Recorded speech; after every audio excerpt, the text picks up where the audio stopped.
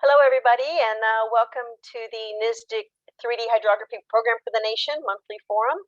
We still have a lot of folks rolling in, so we're going to give them a minute to join us before we get started.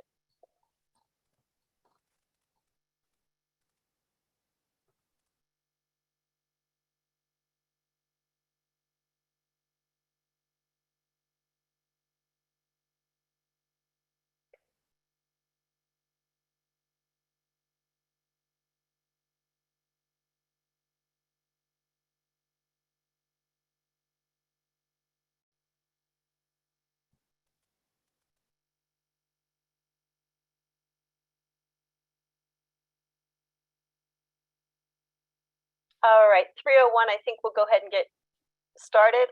Yeah, Emily, if you would just continue to let folks in, appreciate it. Yep. Welcome all to the May 3DHP for the Nation Forum. We appreciate you being here.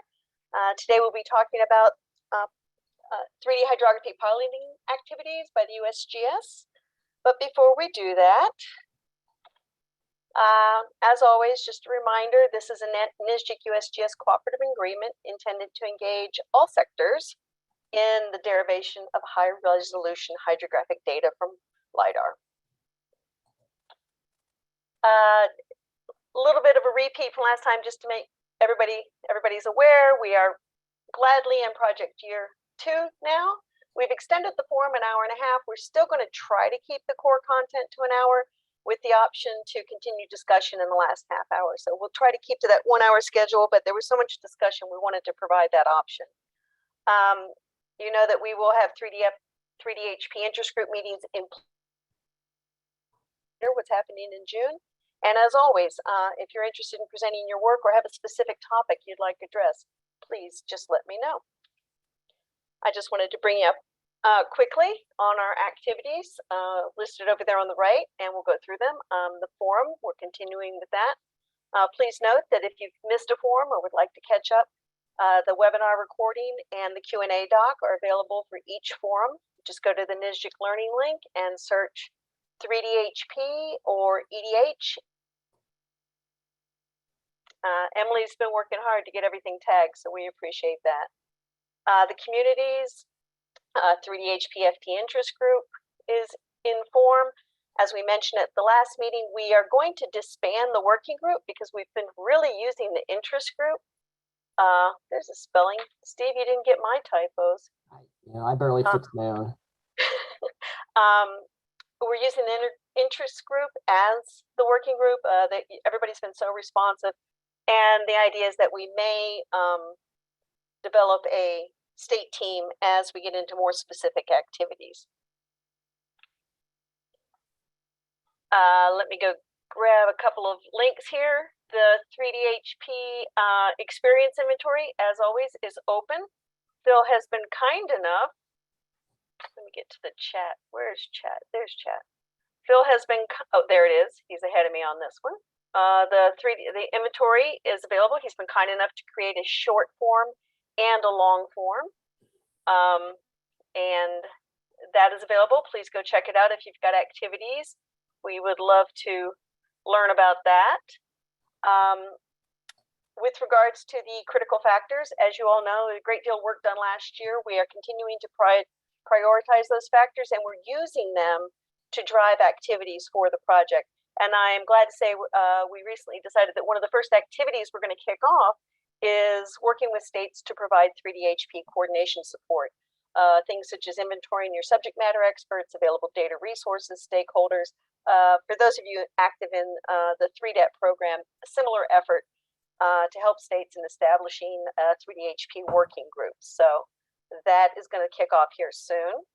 We also establish and manage a NSGIC 3DHP for the Nation Info Hub. Phil's already put that into the chat as well. Thank you very much. Please check it out. A lot of information there. And of course, 3DHP program feedback as the USGS and the 3D hydrography working group move forward on refining, developing, implementing the project. We are a sounding board, a feedback mechanism for those activities.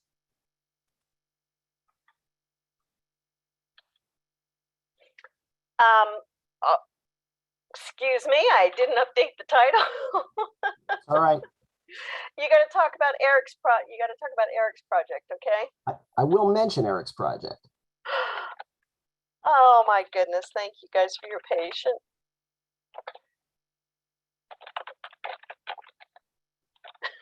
I'll fix this later. Thank you guys for your service. Before we introduce Steve, I should go back one and just see if are there any questions about project activities or any of the things we're working on, or in general, any questions from the community? Please feel free to come off mute and speak up if you have any questions.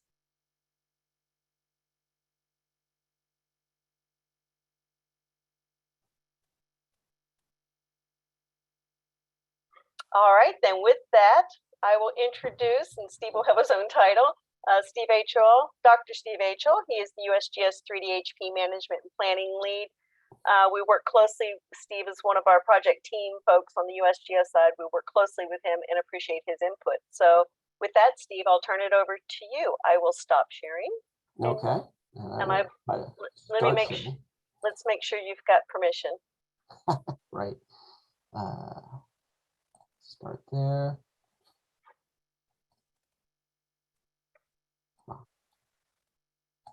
I can. Where did it go? My controls keep going away. Yeah. All right. Same for you? No. I don't think I have permission to share. I think I found you now. Okay. There you go. I should have done that earlier.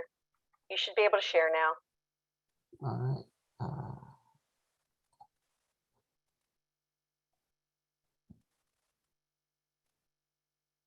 There it is.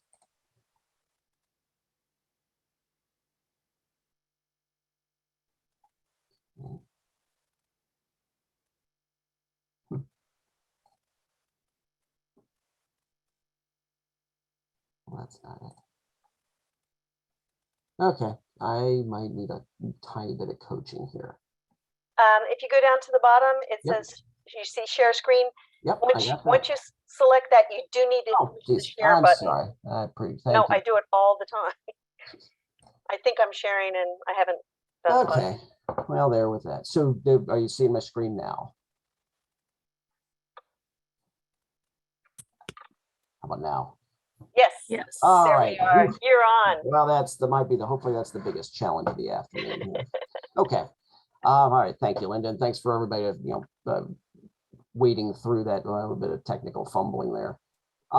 As Linda mentioned, my name is Steve Aichele. I'm the program and planning lead for the hydrography activity at the National Geospatial Program. This month, I'm going to be talking about some of our various pilot activities over the last 6 or 7 years, actually, to try to get a better grip around this idea of finding water and elevation data.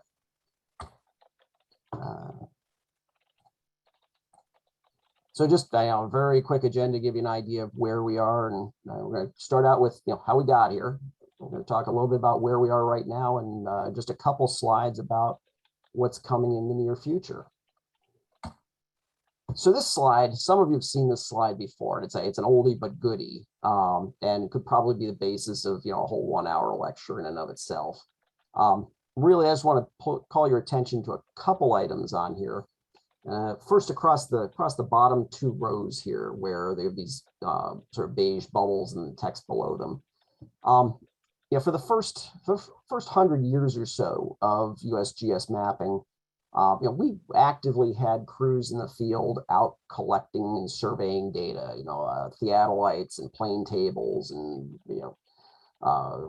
Gunther's chain and who knows what. We had all sorts of actual field survey activity out there collecting data and bringing that data back in to make maps.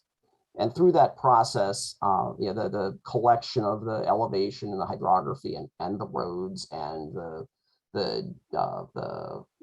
PLSS boundaries and everything, well, really, it's all inherently linked in that sort of that data collection and compilation effort.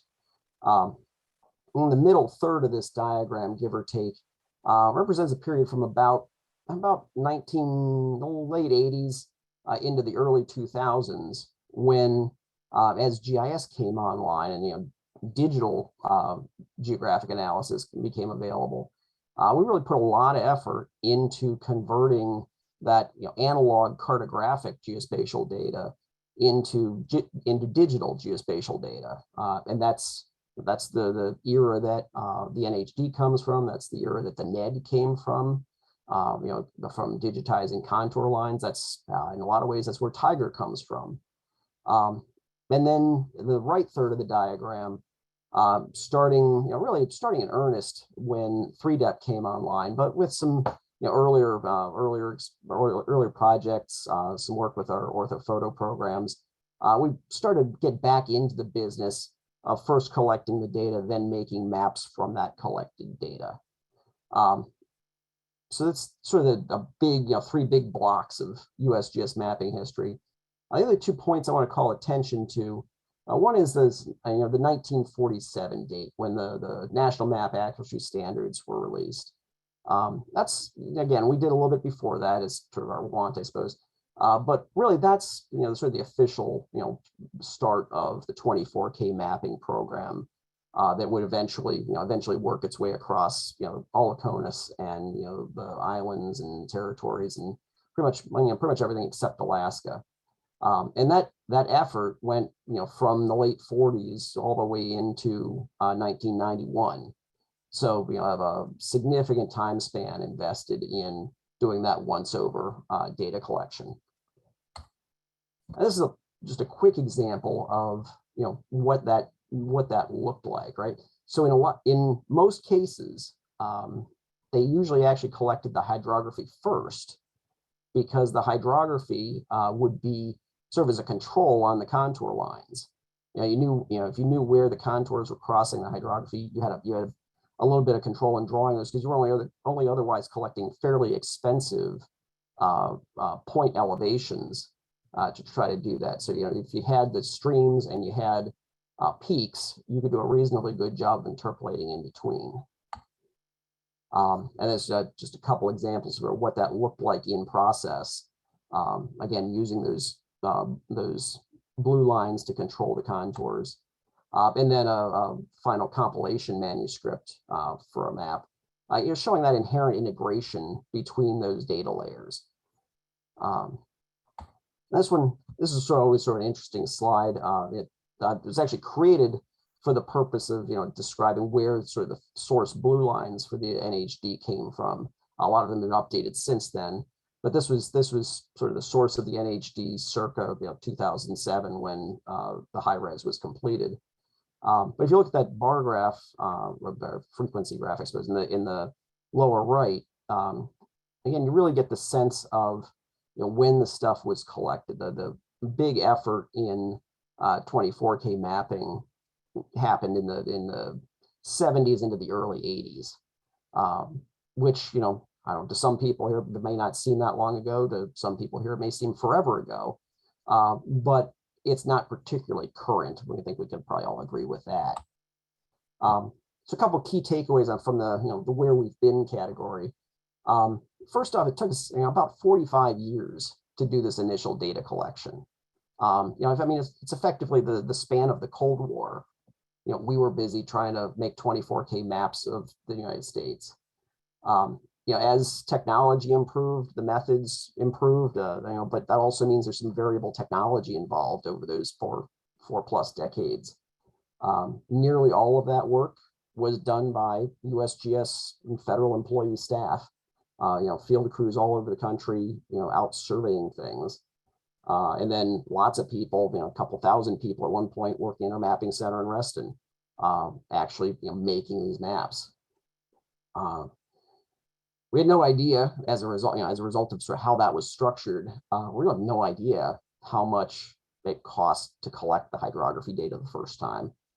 And then sort of looking at the history of, and moving more into the history of the NHD, that hard-fought hydrography data that we'd collected over 45 years, eventually became the digital line graphs that some of you may remember.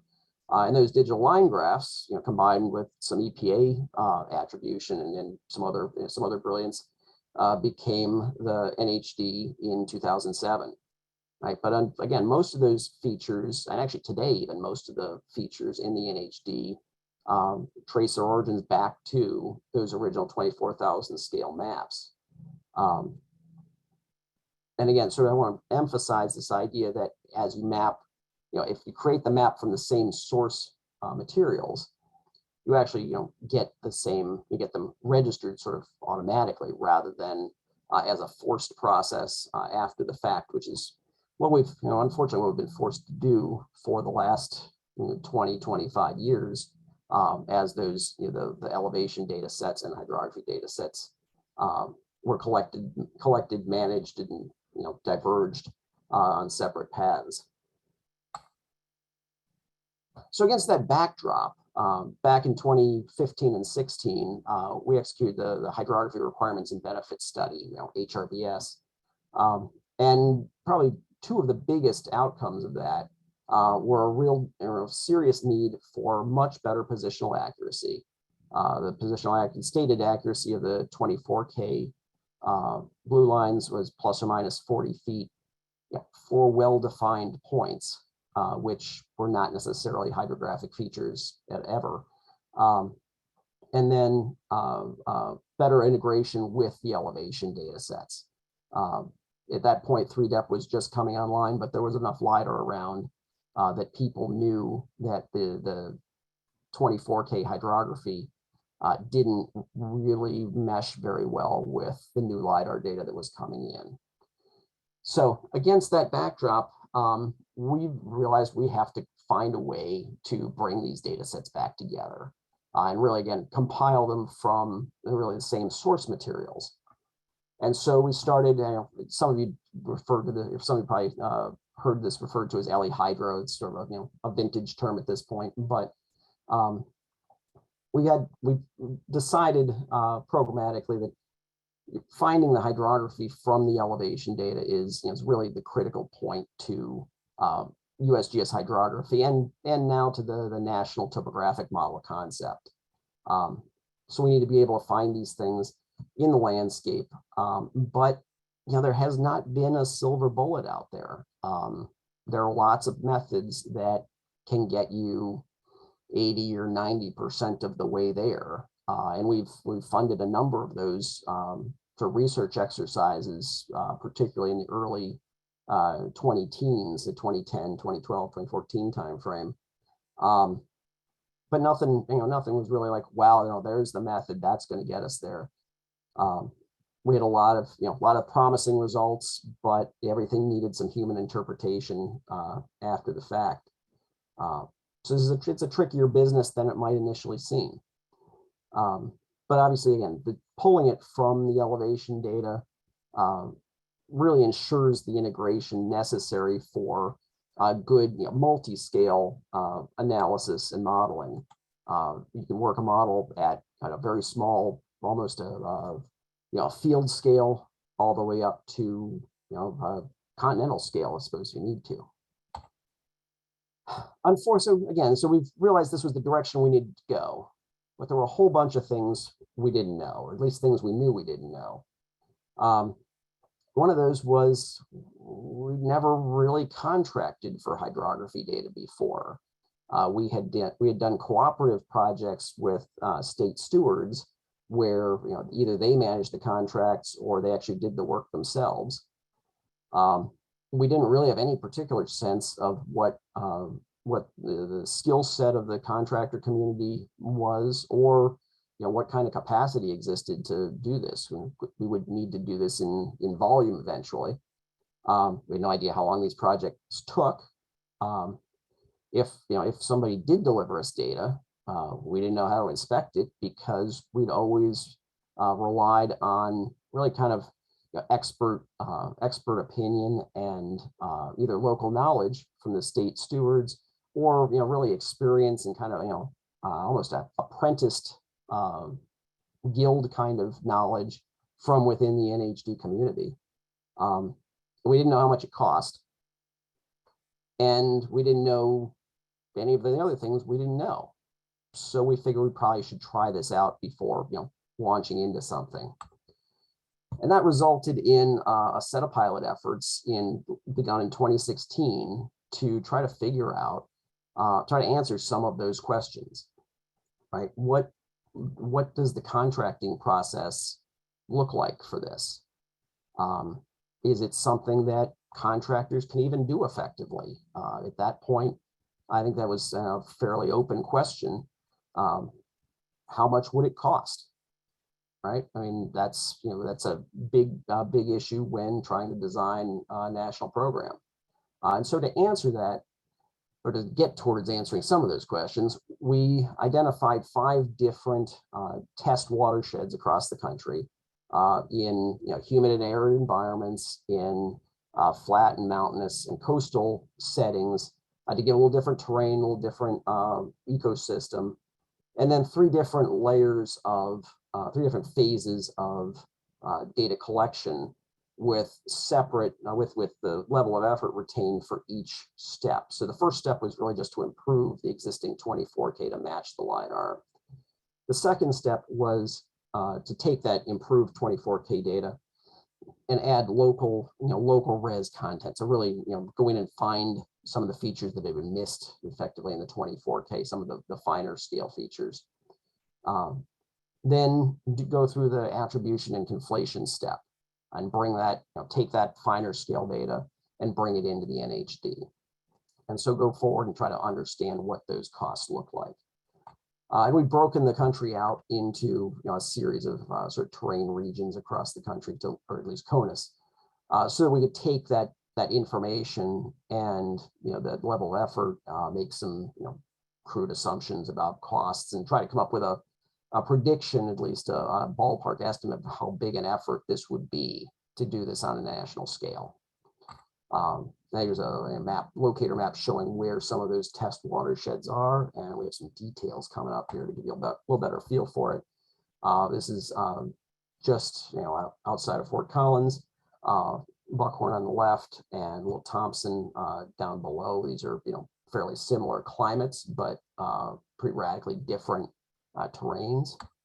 Over on the Delmarva Peninsula, neither one of these have enough, have much of anything in the way of relief, but we added the coastal feature because we know that coastal areas are kind of persistently problematic in NHD and WBD, and so we wanted to make sure we had some measure of how challenging those would be.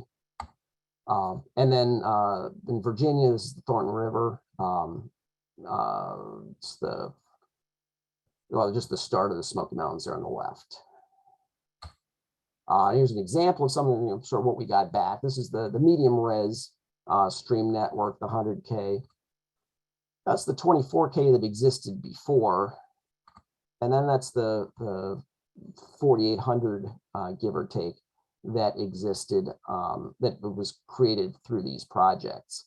And so we definitely got the detail we were looking for. And then we were able to use this data and actually run it through our NHD Plus process to test how that worked as well. So that was a real benefit of this this exercise. We also learned quite a few things. First thing was that our specifications were fairly inadequate. Those had been created for this exercise from the existing technical documents for the NHD, which itself had dated back at that point about 20 years. And those had been relayed from the mapping standards for data collection back in the day. And so these really needed to be updated and reconsidered in the light of collecting hydrography from elevation. We need to think about what to do with z-values. The results on that were fairly varied. And then when we were looking at this data, we realized we were spending an awful lot of time looking at this data. And so we needed to develop some standard and rigorous processes for inspection that went beyond this doesn't look right, or that's not how I would do it, and tried to put some quantifications, some fairly specific results on, some fairly specific metrics on what's acceptable and what's not. And maybe sort of the bottom of all that is, we really need to develop some common language with the contractors particularly, but also with partners, so that everybody knew what, everyone was talking about the same thing when they were talking about this. And so these results were in 2017. And at that point, we kind of went back to the drawing board to try to work on fixing some of these issues. And the first step in this is a long and fairly tedious process, but Steve Aichele and Sylvia Terziati went through and really, for the first time in decades, created a new set of hydrography specifications for USGS mapping. It's a fairly giant effort, and the review effort of it was fairly significant as well. But this is a landmark moment in getting this exercise underway, because now there are tangible descriptions of what these things look like. And so these were in development in 2018 and 2019, and eventually published in summer of 2020. Meanwhile, though, in 2019, we had just recently completed IFSAR collection in Alaska. And so with the last IFSAR task orders going out, there was some funding left over to shift to hydrography, and this was the direction the Alaska Mapping Executive Committee wanted to go. And so it was probably a little bit earlier than we were ready for, but it was an opportunity to test out some of this stuff. So we set up a series of selected a test watershed. It was actually happened to be of interest because there was a road there, or a proposed road going through. But we went through and selected this test watershed, the Kobuk River, divided it up into three different segments, three different sections, to break it apart to three different contractors to compare results across contractors a little bit, and had to make some adjustments, some quick modifications to those draft specifications because they were still draft. And because we're working in Alaska, where we had 5-meter IFSAR instead of the 1-meter LiDAR we'd sort of been focusing on. But with that, we were able to launch these pilot projects to get a sense of if we were getting closer to the right track, really. Here's a detail of that watershed, 3 different colors, and you get the 3 different sub AOIs. It was also really the first step in trying to build some communication and build some capacity with the contracting community on what this process looks like and for what our expectations are for it. Throughout these projects, we met with each contractor on a monthly basis. We actually probably met with several of them, met with them more than that because of some ad hoc technical meetings as questions came up. But there's a very interactive process to make sure that we all understood what was going on here. Coming out of that, again, I should mention this was about 5,000 square miles shown here. Coming out of that, we felt good enough about what we were doing to ramp up a bit for 21. And went to about 40,000 square miles of contracting. Some of the things that came out of that were some specifications improvements. One of the areas that we have some real doubts, let me back up. One of the things that came out of that was somewhere in the neighborhood of 20 or so clarifications and guidance documents to add to the specifications. Oddly enough, the real world is messier than maybe the concept or the idealized world. And so, we needed to come up with some additional clarifications, some instructions for what to do when nature didn't behave the way we expected it to behave. And so some of those things, some of the areas where we needed some improvements were in things like connectors. We found we had quite a few places in Alaska where possibly as a result of the DTM, which didn't always have the vegetation removed as cleanly or as completely as maybe it should have or would have, tended to have some bulges in the landscape. And these bulges tended to create some problems connecting up the network and connecting up the landscape. Here's a nice example of some of those bulges. Some of these things, this picture on the left is sort of dressed as a glacier. But many of these are actually riparian vegetation that surges effectively, that grows more vigorously next to water bodies. And in the DTM surface tends to create something that looks kind of like a natural levee around the water body. So we need a way to route the water through those and maintain downstream monotonicity and the flow path. We also started developing an inspection process. This came a little bit, I guess, this came a little faster than we were necessarily ready for, but we ended up with a process that included quite a few automated pre-screens. So these are basically scripted processes, scripted tests that are run against incoming data, just to make sure that, well, actually, frankly, to make sure that the data is worth looking at manually. It takes a lot of effort to have an inspector work with the data. If we can test this stuff automatically, that gives us a better sense of what we're looking at. These are a few of the tests here. Monotonicity test I mentioned, vertex spacing, that's actually a software limitation within the NHD. Placement relative to the ground surface, horizontal placement, the geometric network, and the network topology. So these are all tested automatically within, typically within about a week, but 1 to 2 weeks after delivery. And there's a pass-fail at the end of this to decide if it goes on to manual inspection.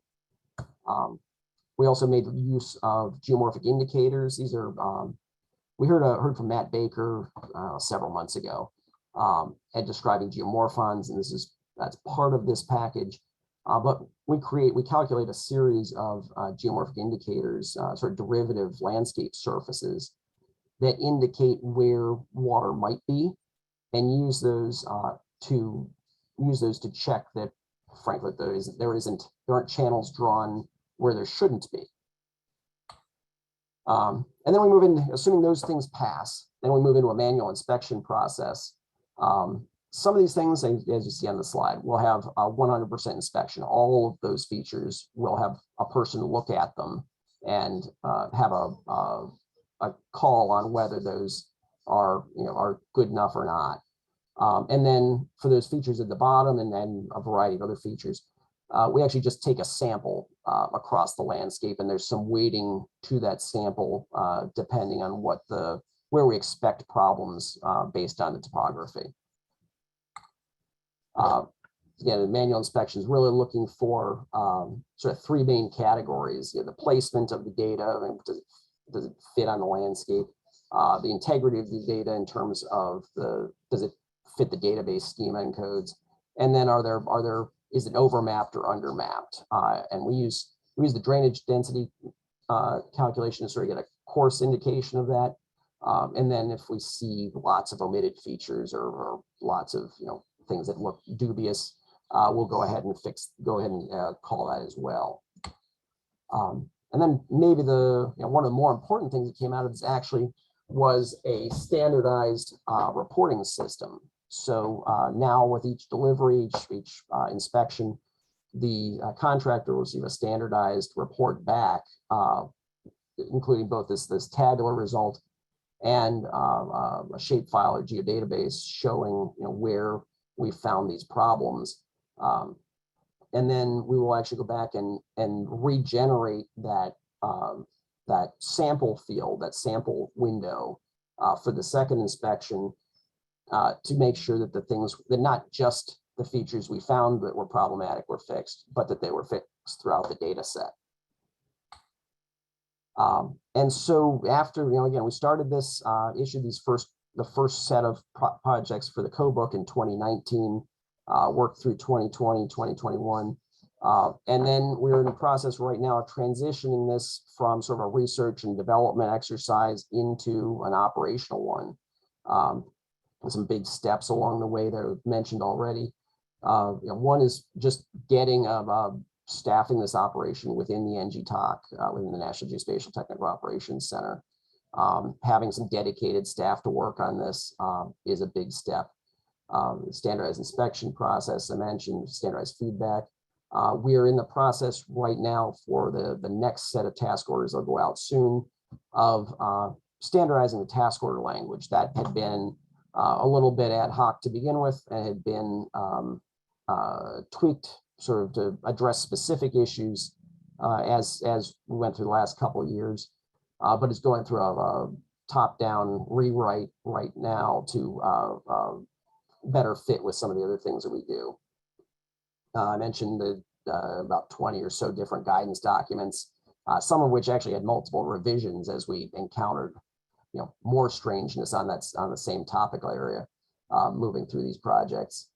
And we have these bi-monthly technical exchange meetings with all of our contractors to highlight any changes to specifications or guidance, and also to talk about any issues they choose to bring forward. But at this point, we are planning to move forward with about 65,000 square miles a year. And those of you that you're familiar with how large your own states are, I have a sense of how 65,000 miles is a decent sized state. We're moving forward with 65,000 miles per year for the next 7 years to work through the Alaska hydrography update now. And so that's what we've been doing in Alaska. We've also been starting to work just in the last couple of years in CONUS. And so you see a locator map here showing the really 4 main areas we've been working in: Southeast Texas. There's a couple little spots in Oregon that are considerably smaller than the others. A few watersheds in South Carolina and a few watersheds in central Pennsylvania. And we try to do each of these in a similar frame to the 2016 projects to both understand sort of the costs and difficulties of doing work in each of these environments, but also to evaluate how well our specifications and guidance, how well our processes work with the kinds of things encountered in these fields. And we'll show you some of those things we encountered in the next few slides. Like I said, I hit this already, but yeah, no, the other key is that all of these projects will use the 3DHP 1 meter QL2 or better data, so that we can evaluate how that works as a source. We will also be getting, I didn't mention this in the Alaska projects, but starting with our 2021 projects, we require hydro-enforced DEMs and some other derivative products as a result of, as an output of this process. So many people are probably familiar with creating a hydro-enforced DEM on the front end of doing the hydrography delineation. We actually see that as a product on the back end too, as a way of really forming the basis for that national topography model vision of integrated elevation and hydrography. So the first project out of the gate was the Southeast Texas project. And you see a list of 10 HUC-10s there, about 2,100 square miles. This project coincides with a lot of other interest in that area. There's bathymetry collection going on. There's a lot of flood modeling going on in this region near Beaumont. And it's some of the probably most challenging landscape that we're likely to find. Maybe it's not the most challenging. There's a couple other places that are pretty messy, but there's a lot going on here, and there is not a lot of relief to drive the processes. We'll show a couple of those things going on here.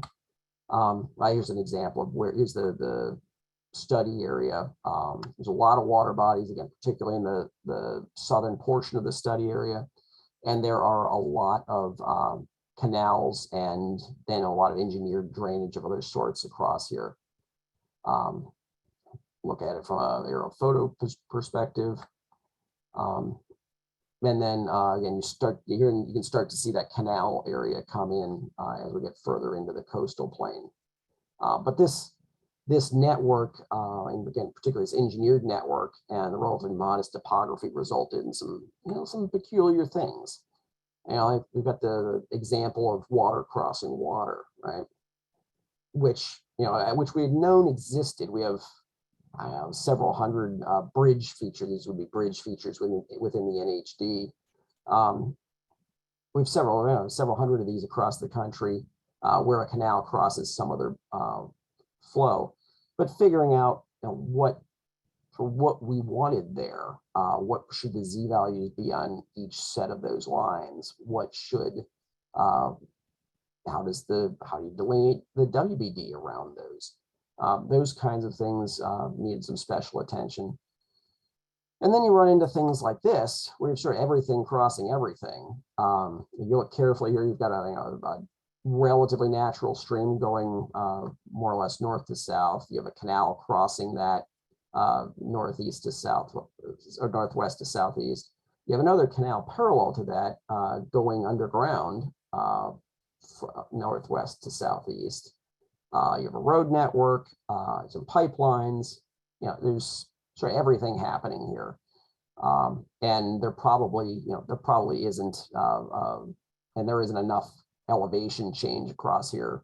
Well, I mean, there is enough elevation change to do much of anything with hydrologically. This is primarily standing water across here, or very, very slow moving water.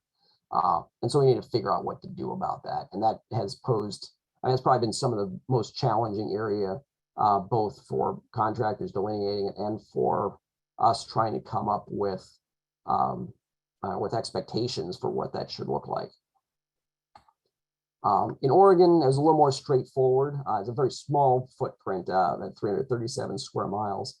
And this data is, I should mention that Southeast Texas data is actually nearing completion now in-house. The Oregon project is in manual inspection, so it's close to the end.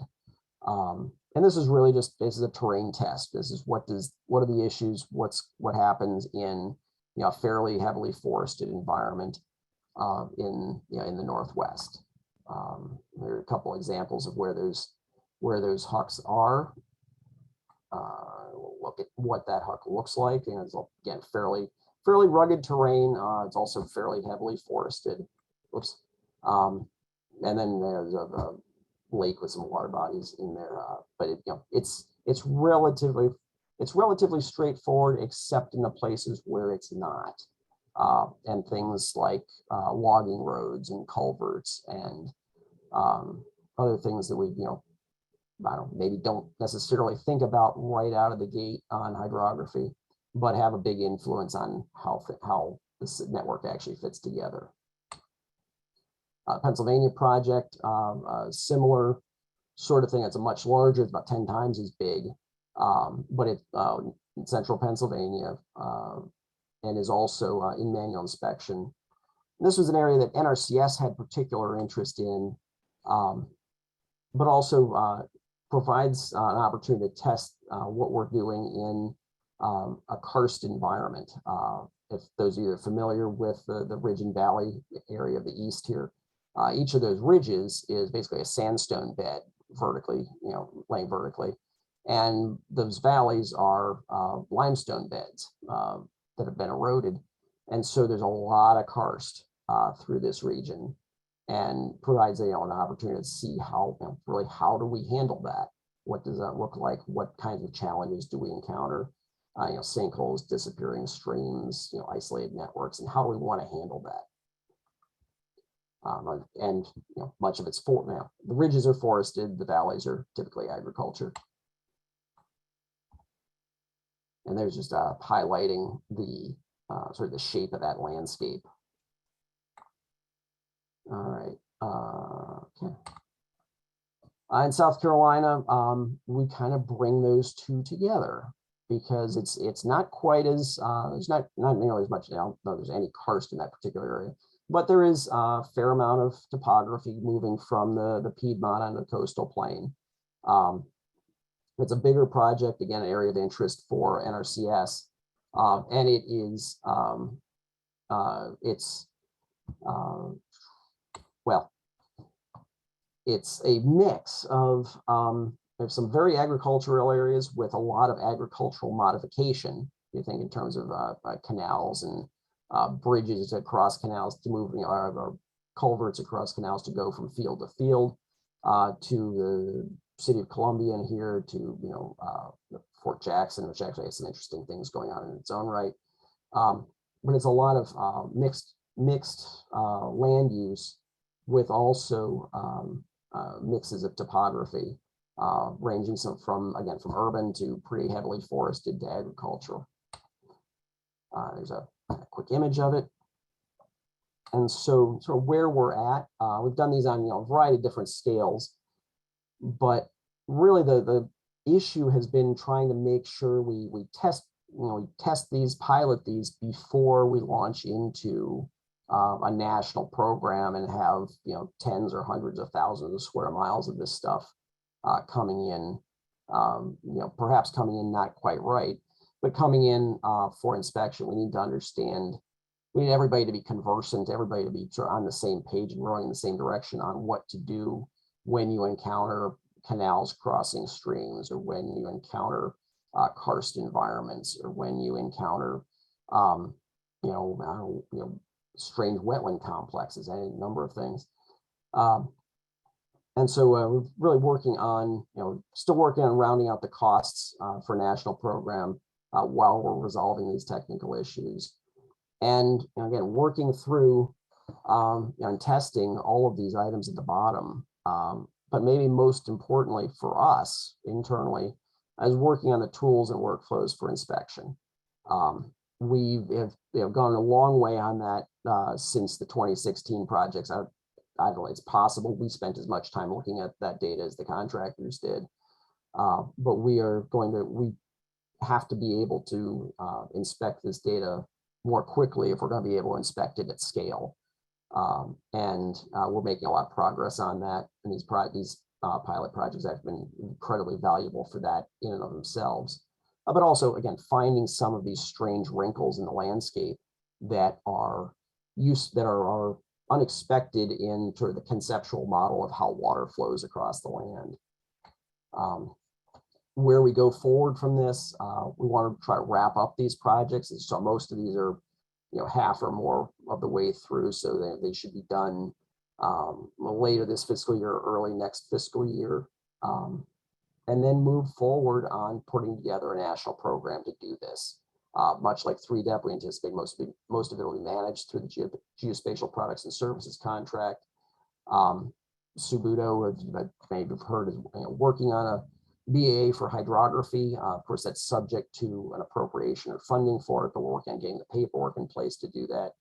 And then continuing to review and learn from these pilot projects and work with the contractors to, again, make sure we're on the same page and rowing in the same direction. And then finally, the sort of the research item is really how to get directly from the EDH data schema that comes in as a result of these pilots, really directly into a 3DHP data model for the future program. We talked a little bit about that. Becky Anderson probably spoke a little bit about that future program. But that's the idea, is to really simplify the data set to make it much more user friendly. Make sure Ellen is able to use it a lot easier. But make sure it's simpler to use and frankly simpler for us to maintain. So we need to work through what that workflow looks like. And with that, I guess Linda maybe will open up to questions. Wow, Steve, you covered a lot of territory. Yeah, I'm going to encourage folks. I've got questions, and I'm going to encourage folks. Please put questions in the chat. Any specifics you have. We've got Steve here. Let's take advantage of it.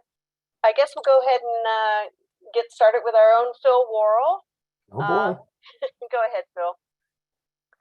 So Steve, just on this very last point, are these latest pilots, have they updated or been conflated to update the NHD and WBD, or are they currently separate?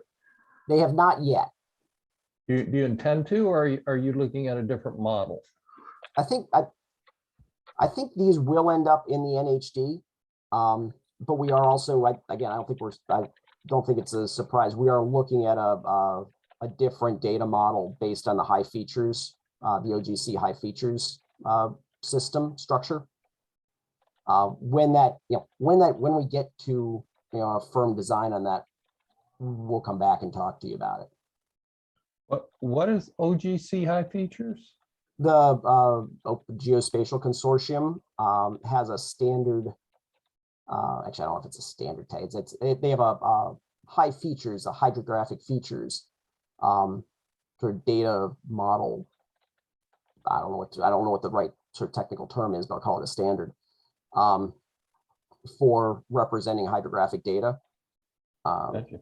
It's where Australia is working towards it. Canada is working towards it with their NHN version 2. And it's, we're going to work on using that standard as the basis of the future 3DHP system. That is really interesting, Steve. We had not heard that before. That's amazing.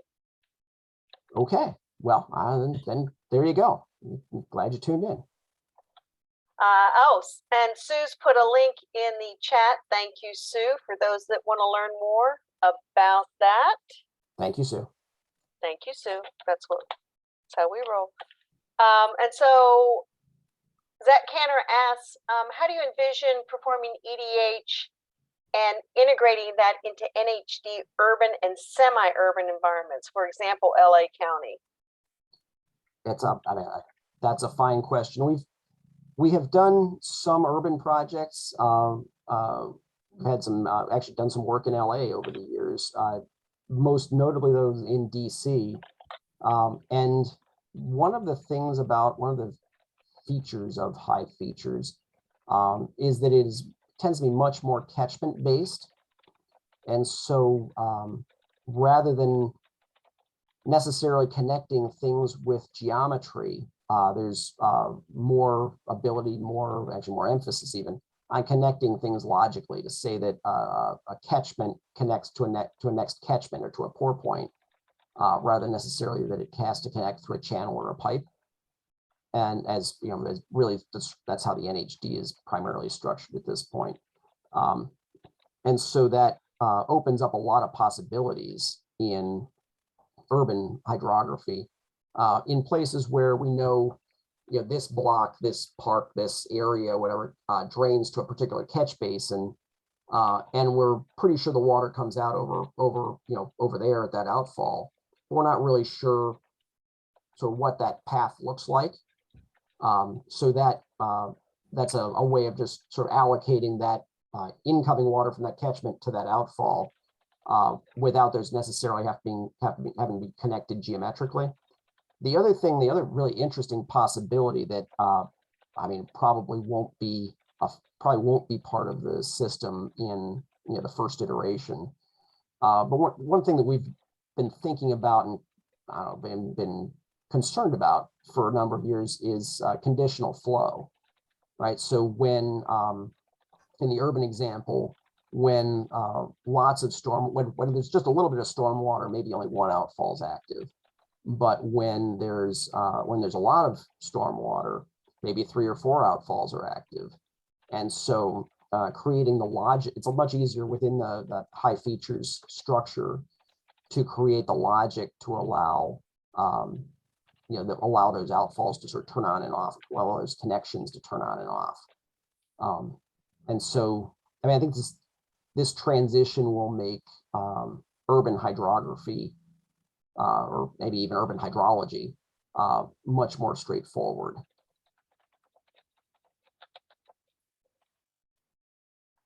Bill,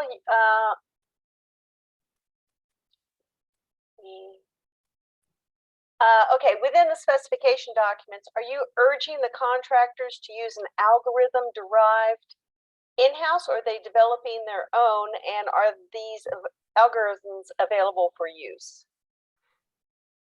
So actually one of the most interesting things that came out of this, so we mentioned that 10 years ago, give or take, we had spent a fair amount of time and moderate amount of money on pilot projects or applications to derive hydrography from LiDAR. GeoNet and BotHat. We've invested in some ArcHydro work over the years. And each of these had sort of promising results, but maybe not quite right for every environment, and not quite right. And they didn't quite get it. There were no silver bullets. And so one of the things that we've done with the EDH specifications is not specify how the work is done. Conceivably, the contractors could hire a bunch of people to actually sit there and look at DEMs and digitize it, I suppose. Most of them, to my knowledge, none of them actually do that. But they have each developed independent workflows that do this with some overlap. Again, I think everybody has some aspect of sort of the classic flow accumulation process in their workflow. Everybody has several of them now have adopted some aspect of the geomorphon, more of a remote sensing feature detection kind of process into their workflow. And some of them have been pushing out on artificial intelligence and machine learning.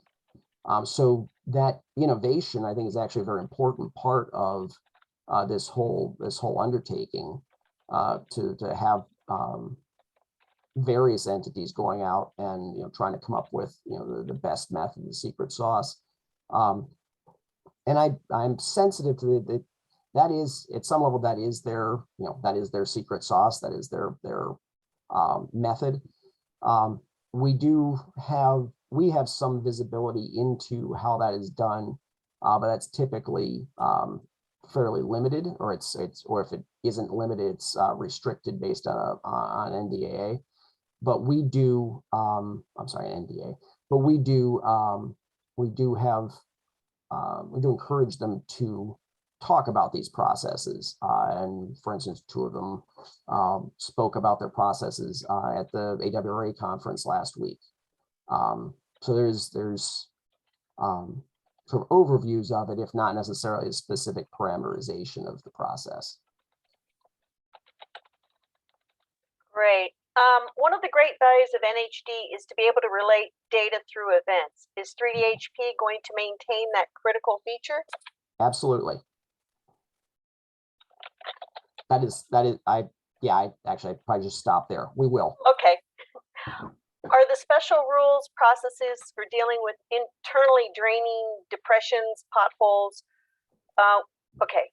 Are the special rules processes for dealing with internally draining depressions, potholes, do not connect with other downstream features?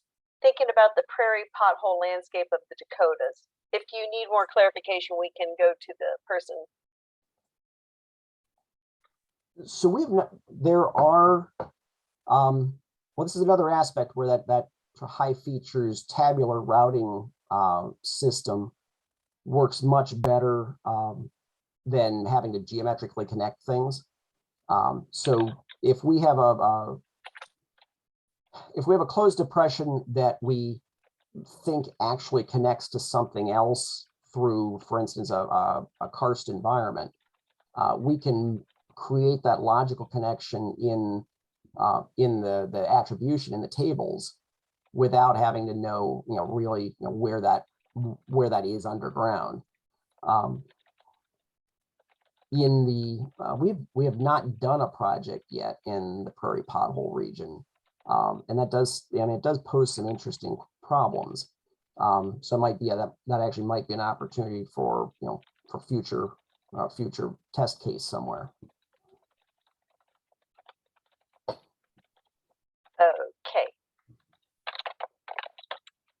Is there a list of data use cases for each of these pilot projects? The projects appear to represent a really broad range of regions, hydro, partnerships, which is really great. Just curious on what the local, state, NGO, private sector impact will be for the data, and if that's being taken into account in the pilot, with the pilots. Well, so each of these projects does have a partner on it. Probably the place where that is most, where we have the most use case is in that Southeast Texas project. There's a whole consortium of groups working on flood response, and specifically maybe water management more generally in that region, because that region seems to be persistently flood prone at this point. And so there's again a group working on using this whole package to improve water management and flood prediction through that region. In the other areas, like we have partners, NRCS and Forest Service typically, but those are maybe more specific, smaller sets of people interested in that data. But those projects provide us opportunities to, again, as we talked about, test what we're doing and test how this whole process works. I don't really know in South Carolina, but I'm reasonably certain there's a lot of people in Pennsylvania that they're eager to see this data, and probably if you spoke to Eric Jesperson or Ellen Fears, they could get you in contact with what folks want to do with it. Okay, great presentation, Steve. This is Ellen, who loves the idea of simplified data. Yep. I know the USGS is working to develop some products to evaluate data submissions. For example, using GMI to evaluate geometries. Are there any plans to publish the workflow or workflows for generating these products? As a data producer, I would find that incredibly helpful. This is an area of some discussion, some debate on our part. I think we will end up publishing probably a generalized process for what to consider in the GMIs. One of the things is that again, the parameterization changes depending a little bit on the landscape. So you wouldn't use the same sets, the same values in Southeast Texas that you use in Central Pennsylvania. And the other side of this is we do sort of, and much like the contractors have a little bit of proprietary knowledge, competitive advantage, whatever, in terms of the processes they develop. We don't necessarily want to give away all the secrets to the inspection either. Frankly, there was a incident, well, not an incident, but the occurrence back when we were starting this. We used straight lines as an indicator of, maybe you should be looking a little harder at that. And if a line was more than 200 meters long without any deviation in direction, that's probably an artifact of kind of a sloppy flow routing algorithm, or something that isn't working quite right in the process. And so we flagged a bunch of those, and let the contractors know that was our test. And then at least in one case, we got a bunch of data back that was like 199 meters long. And so that didn't really encourage us to share that level of detail about our inspection processes with the data producers. So there's something, it's a little bit of both, I suppose. All right, I am going to get back to, there are more questions, but as I said, we like to keep it to an hour. So I just wanted to quickly jump over back to the basic information, just to remind people they can contact Phil or I if they can contact Phil or me if they have any questions. The forum is always the third Wednesday of the month. That will be interrupted with interest group quarterly. Speaking of which, our next forum is going to be June 15th. Our next interest group meeting will be June 15th. And the plan right now is to have a discussion about use of NHD plus high res, who's using it, what are they applying it to, and why. So I just want to give folks a heads up there. If you have to leave the meeting, we fully understand. Steve, we're going to ask you to hang on because we've got more questions. Sure. Okay. I just missed one by Steve. Yes. Steve says, thank you for your work on this. For large areas with variable terrain, would it make sense to classify different terrain types and attempt to generate algorithms that are optimized for each terrain class? Yes, probably. We have definitely seen in Alaska, for instance, areas where,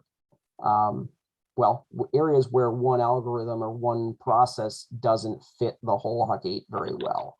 Huc 8s in Alaska tend to be a little bit bigger than in CONUS, but I assume if we were doing, for instance, a Huc 4 in CONUS, you'd at least have to reparameterize across subregions, or you might have to use actually, relatively different processes based on the terrain. Okay. Capturing that. I know I saw Sean was in here. Sean Vaughn says, I have a question about mapping water courses. Do you see that programs will be mapping the full extent of water courses and not being restrained by historically mapped extents of perennial and intermittent features? And if you'd like Sean to elaborate on that, he can come off of mute. Actually, I think I know where he's going with that, and I'm going to take a crack at it. And if he doesn't like it, he'll probably say something. Not Sean. I'm just speculating. So LiDAR is very good at showing you where a depression is on the surface, or where a valley is in the landscape. It's really terrible at telling you where the water is in that, or whether there's water in that valley. And so we're actually at this point intentionally over mapping the channels. So we would do, in a sort of classic context, we would probably collect both the perennial, the intermittent, maybe even the ephemeral portions of that channel, that water course, across the country. And then where we're going with that is to move away from that categorical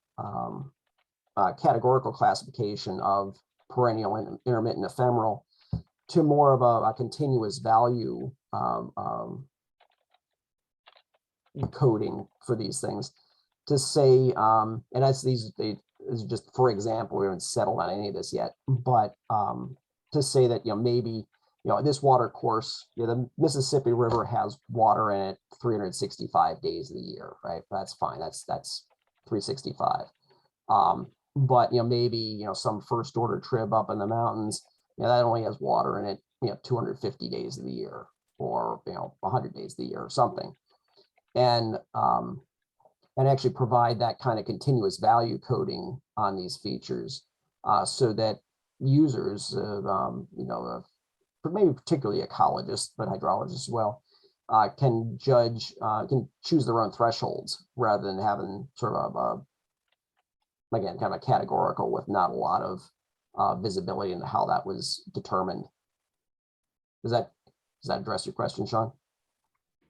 Yeah, it does, Steve. I appreciate you started out with some of the background there, and really I think we're kind of saying the same thing. I'm looking for a way to step away from the historical perspective that we restrain mapping the entire water conveyance feature. There's features that extend well up into the landscape that convey water. They convey water in a heavy rainstorm. Minnesota is flowing. The entire landscape is flowing right now. And there's features that just don't have water in most of the times of year, but they are unmapped features. Right. And when we talk about mapping them, we scare state agencies because it looks like it's going to add as an impediment to maybe a regulatory program, for example, when the reality is, in the world of hydrology, there are features that should be mapped, need to be mapped. so that they're in part of our inventory so they can fit into our models. And when I've tried to promote the mapping of those features, I've over the years, and I've been pushing on this stuff for 15 years or better, is that we tend to get hung up in these nationwide conversations about, well, is it intermittent or perennial? And I think I heard you say that, you know, really just mapping it and not being restrained. And so I think I'm happy to hear that. Yeah. But it sounds like there's work that needs to be done yet. There absolutely is work that needs to be done yet. We need to have, you know, the lines, the where are those channels, and then we need to come up with some, you know, with whatever the metric is for that we're going to report on those channels. Again, I threw out a couple about, you know, maybe days of the year that it has water, days of the year that it doesn't have water. Maybe it's something like you know, sort of some version of the old Q710 number. You know, how many, how often is flow going to stop for 7 days, right? Something like that. And this is not really, frankly, this is not something that the geospatial program of USGS is probably going to come up with. This is probably something that's going to come from either our water mission area or folks in NOAA with like the National Water Model group.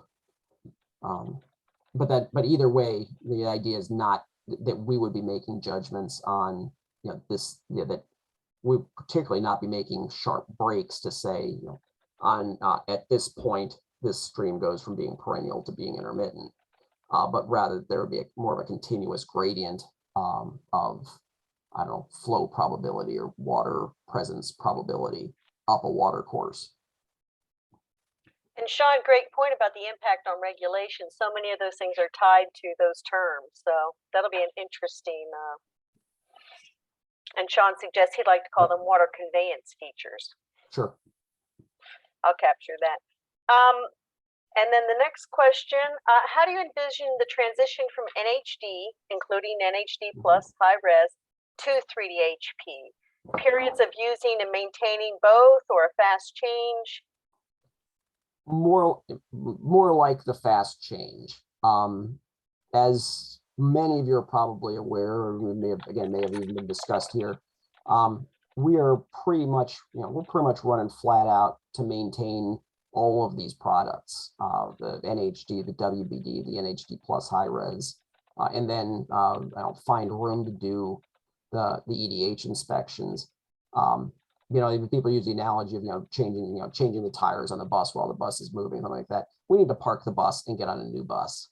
And we move that, we'll do that as fast as we can, but there is going to be some period of, of static product probably. So that, you know, we'll get to some point where we have to effectively sort of freeze the existing products and make that transition, and we'll make that as fast as we can.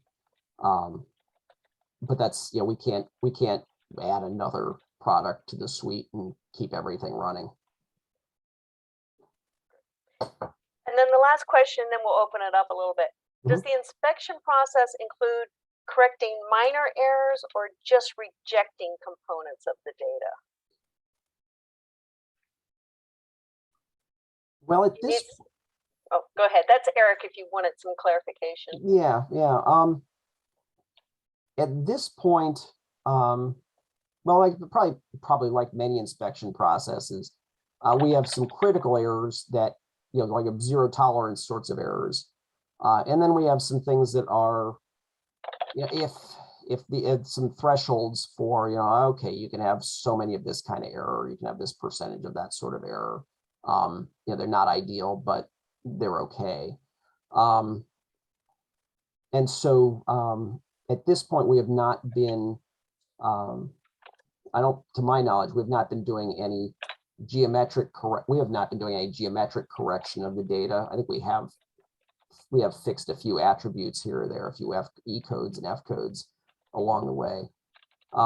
But generally speaking, it's I guess it's effectively either a pass-fail inspection. So, the data either goes back for correction, goes back to the contractor or for correction, or, if it doesn't have any of those critical errors and doesn't exceed any of our tolerances on sort of the non-critical errors, it's accepted. Critical errors or exceed tolerances, okay. Yep. We have another one. And so will reach mapping be linked to wetland or water body mapping? In North Carolina, we have many conveyance features that begin as seeps or slope wetlands that would not be captured as a channel by LiDAR. Yes, and one of the pilot exercises that I didn't talk about here because it's really just in the beginning phases, is an effort with the National Wetlands Inventory in Alaska to look at concurrent mapping of NWI and EDH, or concurrent data collection. One of the things that's been sort of challenging, and one of the things that's been it's a legacy feature of, I suppose, the NHD data set, is that we have a swamp marsh feature that is largely duplicative of and less detailed than the NWI features.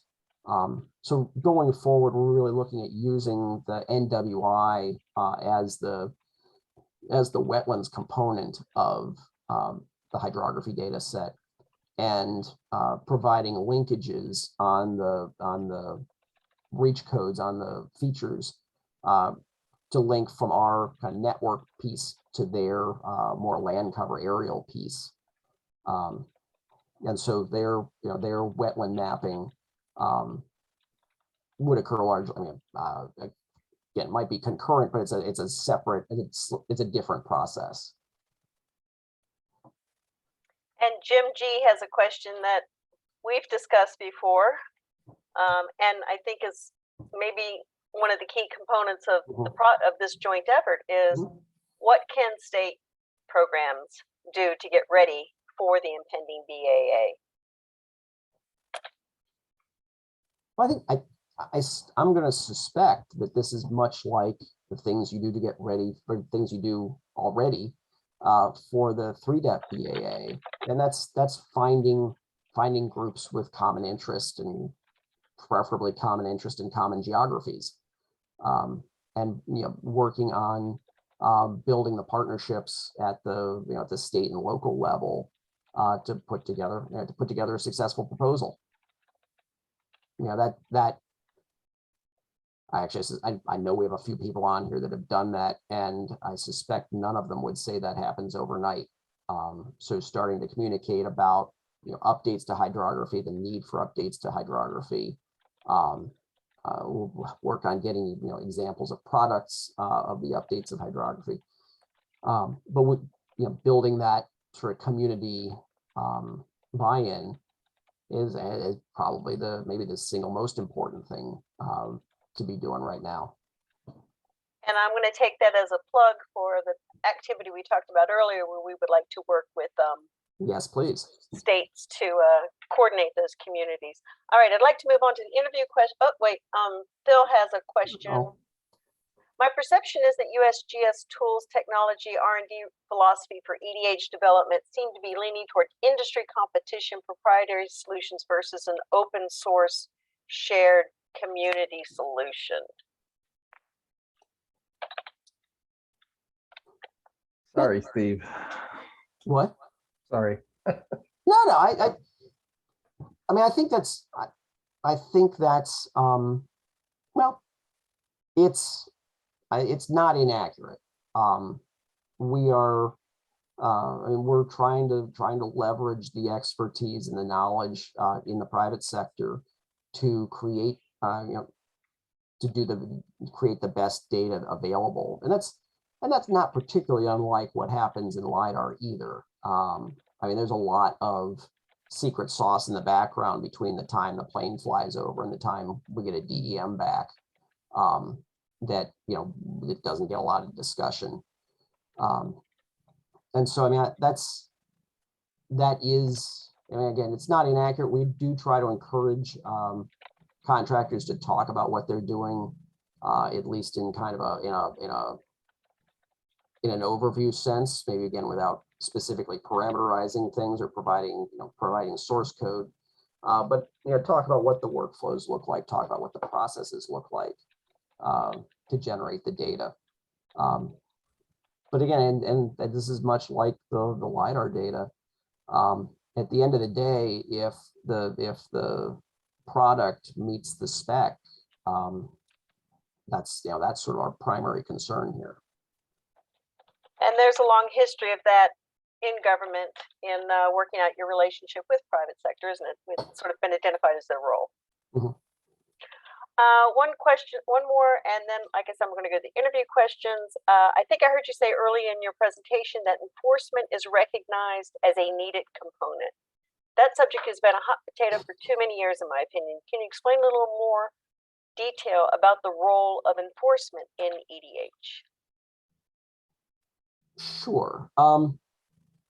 Well, in many cases, I think in a lot of cases, people start any efforts to find hydrography and elevation data with hydro enforcing a DEM, and that's fine. But where we go with it, once that line work has been drawn and essentially fitted to the landscape, we actually use that line work to not necessarily burn, but just kind of crease or kind of smooth out the channel areas of the DEM to create monotonic channels. In LiDAR, there is so much detail that a big rock in the channel or some brush that didn't get removed properly creates noise and creates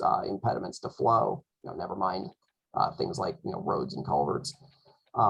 So we use that to create that hydro enforced. We use that EDH network, Z-enabled hydrography, to create a hydro enforced surface. And likely that'll be a component, probably a significant component of the national topography model when we get that stood up down the road. It's a surface where the water behaves as we expect it to. We're removing really artifacts from the data collection out of the hydrography to create a good path for flow. Steve, I'm sorry, did you say component of the National Hydrography Model or the topography model? Topography model in that case, the Thank NTM. you. I thought Yep. so. Yep. Okay, a couple of quick questions from us. Okay. Throughout all this work, what has surprised you the most? Well, actually, I think what surprised me the most was probably how difficult this turned out to be. I think if you rewound things back to 2015, well, I wouldn't have thought we'd be 7 years in before we had something like an operational system here. The 2016 pilot projects really demonstrated there were a lot of challenges to overcome, moving from kind of a cartographically based and kind of artisanally maintained hydrography data set to something that's more of a production operation, again, parallel to something like 3DHP. And then, I'm constantly surprised by the hydrography that's out there in the world. There's yesterday, I think somebody sent me a picture of a development in Florida that looks like a wagon wheel. It's huge, but they created a community with canals on kind of a wagon wheel system around this thing. It's hundreds or maybe thousands of houses, each with a little dock and a little road behind it. And I was like, well, geez, you're really making a mess of this for us. Mm-hmm. Like, what's a catchment around that look like? Sue provided it there so you can look at it on your own. but there's all kinds of interesting water things out there in the world that we have to figure out how to represent and, you know, fit into what has, you know, what at some level has to be an abstract model. And so we're working through that. Working through that has been harder than I imagined it would be as well. That makes a lot. You thought you'd seen everything, huh? Not yet, no. Is there anything you would do differently? And what I mean by that, any key lessons learned that had you known you would have taken, maybe tried something a little bit different?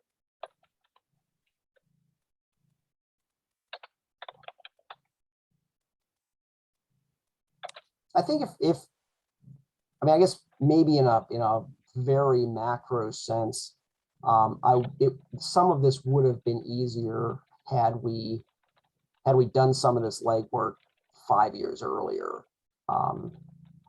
and had these thought processes in place as 3DEP has surged over the last few years. I think a lot of things at some point in the future, and I don't know when exactly these things will come together. It would be really great if we could do all of this data collection at once, rather than you know, typically hydrography is going to work on elevation data we're going to be deriving hydrography from elevation data that's already several years old. If we could do these collections and interpretations concurrently and really bring, again, close that window from collection to product, that would be, that would have been great. We just weren't necessarily in a position in hydrography certainly to do that, and we weren't necessarily comfortable in the elevation to do that either. Mm-hmm. Good point. And then what resources, I mean, data, tools, people, whatever, what have you found most helpful to this process?